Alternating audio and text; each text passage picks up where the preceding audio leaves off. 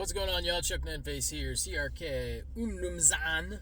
I've been carrying this one quite a bit lately. Got an awesome edge on there. Brand new KME edge. Very, very sharp. Liking this knife a lot. A couple things I wanted to talk about, though. Well, one thing really in particularly, and I don't think it gets talked about enough in general, but I don't think it gets talked about enough with CRK. And it's a downside. It's a negative thing. So, and it's safety related, and I don't hear a whole lot of public talk around this sort of thing regarding Chris Reeve knives, but I do hear stories and I do read posts occasionally about some safety concerns with these knives, and they're not drastic safety concerns. It's not lock failure type things or anything else, and I'll go ahead and I'll get into it. If you're not doing so already, please consider subscribing to the channel. If you're new to the channel, please subscribe. And if you are a returning viewer, also, please subscribe. It definitely helps out a lot. So I do have a lot of people who watch my content regularly, but are not subscribed to the channel. So if you could click that subscribe button, it's right there in the corner, it would definitely be appreciated. It's free, and it helps out a lot. Is it in that corner or is it in this corner? I think it's in this corner right here. Go ahead and click that button. So yeah, when it's the safety issue I'm talking about is the way the blade is in the handle and where that tip is in relation to the scales. It butts up very closely to the end of the scale, particularly on this drop point Umnumzan, but it's going to be the same thing for the Insingo and the Sabenza as well. But I don't have those as reference, so I can only reference the one that I have. Now I'm gently pushing my finger across, just dragging my finger across, and I am coming into contact with the tip of the knife right there. Okay, so just that very little bit that protrudes, and I drag my finger across, and I don't need to be pressing down there, but the meat of my finger is catching on that. It's very light pressure. Maybe you can see still, I have quite the gouge in my thumb, and you can kind of see the separation of, it's like a little ridge right there, a little canyon, if you can see that right there. Where I had this knife in my pocket, and it wasn't fully, the clip wasn't fully seated in my pocket, the top of my pants was right about there, and I went to go push it down into my pocket fully, and I pushed down on the top of the knife, and my thumb pressed, it had enough force where it pressed in, and it just went hard on the tip of that blade and cut my thumb pretty nicely. Now, it was a very clean cut, as you can see, and I was able to kind of just patch it up with some like Neosporin equipment, or equivalent, I should say, and you know, a Band-Aid, and it wasn't that bad, but I mean, it could have been worse, and I don't know if that really gets talked about a lot with these knives, and so I wanted to bring that to people's attention. You do need to be cautious, not just with Chris Reeve knives, but knives in general, folding pocket knives. When you're in that tip-up configuration, which is the way most people want to carry their knives, with this knife, it's only tip-up. You do run that risk if the scales are open like that, where if it has that flow-through construction, where you could, if that, you know, we like to talk about blade-to-handle ratios and everything else. I mean, if it's got a good blade-to-handle ratio, you could be in a situation where the tip of that knife is putting you in danger. Now, if this point was dropped more, you may not have that issue. You would lose a little length of blade in all likelihood, but if the point was dropped, well, maybe you wouldn't, but in any case, if the point was dropped more, you wouldn't have that issue because it would nestle more.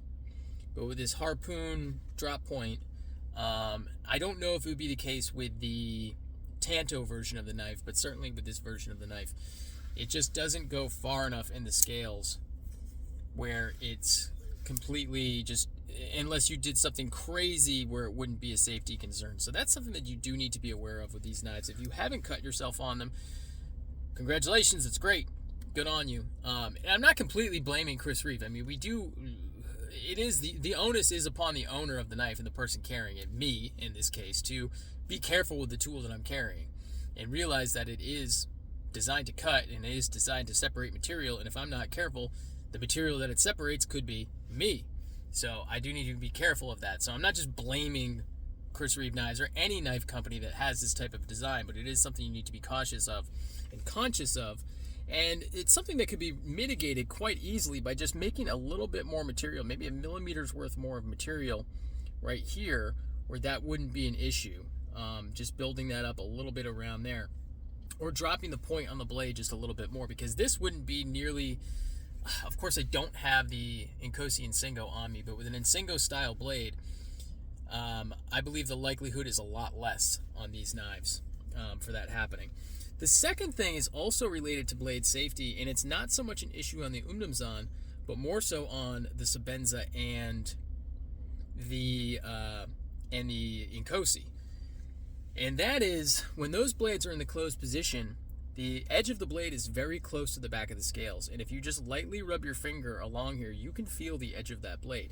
Once again, not so much on the Inkosi. That's not so much of an issue. I could probably make it happen, but I would really have to jam my finger in there in order to make that contact. You do have enough. I don't know if I'll be able to show it. Yeah, I can't even really show it effectively on this knife. It's not an issue on the Umdumzan. It's an issue on the Sebenza, and it's an issue on the Inkosi. So even to the point where if you just close the blade in your hand, you can feel the edge of the blade. I can, at least. I can feel the edge of the blade touch this portion of my finger right here, the skin on my fingers when I close the blade, like when I'm just doing this. Something as simple as closing the blade and holding it just like this.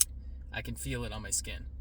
And so if you've got this in your pocket and you're searching for something in your pocket, particularly if your pants are a little tight or something like that, and you're pushing your hand down into your pocket, you can get cut. And I have been cut. I believe it was on a Sebenza doing that. If you're looking for something in your pocket, you could definitely get cut putting your hand down there. That's absolutely a possibility. And that is something that I see only, that I can recall. I can only really see that with Chris Reeve knives. I can't recall that with other knife designs and other knife companies. I can't say that is the case 100% of the time. I certainly wouldn't say that.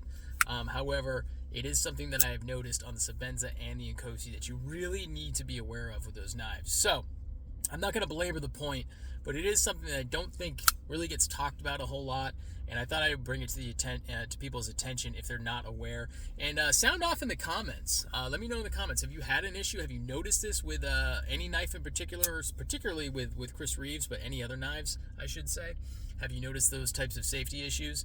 I know they exist, particularly with the tip on lots of knives. Other knife companies have come out with really creative solutions. Shirogorov is probably one of the best, where they just have a way of taking the backspacer and nestling everything, and they mill out the backspacer, and everything just nestles really closely. The tip of the blade and the edge of the blade goes right into the backspacer. It's done really nicely. And Spyderco's solution is just generally to have kind of like oversized handles. So that's really not as much of a risk with the Spyderco. But when you're playing that blade to handle ratio game and you want to get those numbers to match up as evenly as you can, if you're not careful and you're not clever with your design, you can run into issues, potential issues with safety. And so I wanted to bring that to people's attention. Please, by all means, sound off in the comments. Let me know what your opinion is. Understanding full well that ultimately the onus is on the end user. However, I think this is something that does not get talked about enough, particularly with CRK knives. So let me know in the comments what you think. That's going to do it for this one. Peace.